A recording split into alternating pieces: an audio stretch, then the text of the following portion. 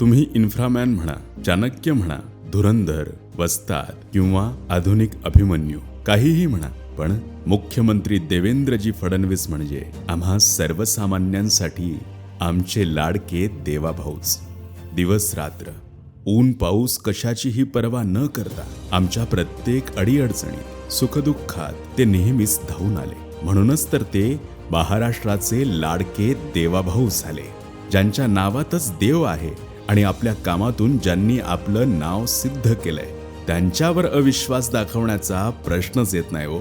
देवाभाऊ म्हणजे शिस्त, देवाभाऊ म्हणजे विकास, देवाभाऊ म्हणजे माणुसकी, देवाभाऊ म्हणजे जिव्हाळा, देवाभाऊ म्हणजे माया अन आपुलकी.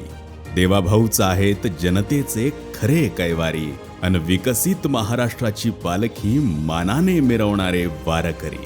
अशा देवाभाऊंना वाढदिवसाच्या आभाळभर शुभेच्छा.